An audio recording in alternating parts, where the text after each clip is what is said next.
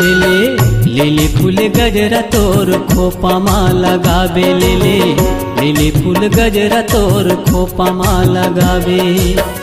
मोर सही फुलवा हो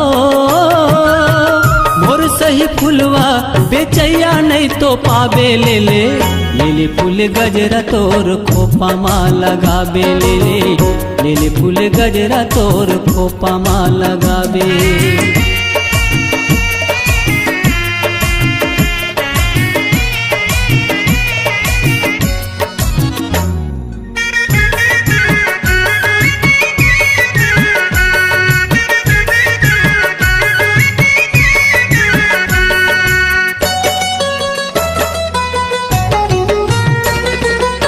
टिकती केवरा के लगा ले बेनी डोर टिकती केवरा के लगा ले बेनी डोर। सोरियावत चले आही मायारू धनी तोर ले फूल गजरा तोर खोपा मा लगावे ले फूल गजरा तोर खोपा मा लगावे।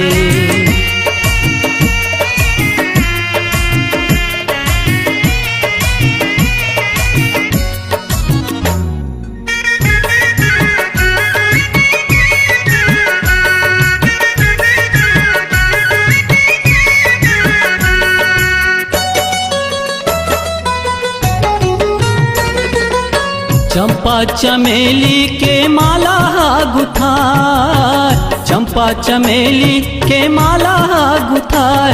रात रानी ला लगा ले तोर जिया मुहाय ले फूल गजरा तोर खोपा मा लगावे ले फूल गजरा तोर खोपा मा लगावे।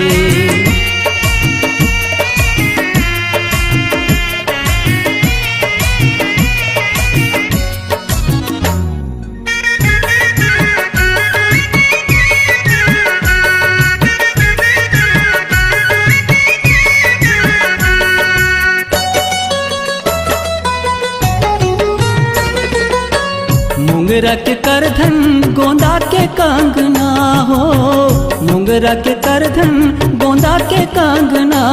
कभू छूटे झन सुंदरी माया के बंधना वो ले फूल गजरा तोर खोपा मा लगावे ले फूल गजरा तोर खोपा मा लगावे। मोर सही फुलवा हो मोर सही फुलवा बेचैया नहीं तो पावे ले फूल गजरा तोर खोपा मा लगावे ले फूल गजरा तोर खोपा मा लगावे ले फूल गजरा तोर खोपा मा लगावे ले फूल गजरा तोर खोपा मा लगावे ले फूल गजरा तोर खोपा मा लगावे ले फूल गजरा तोर खोपा मा लगावे।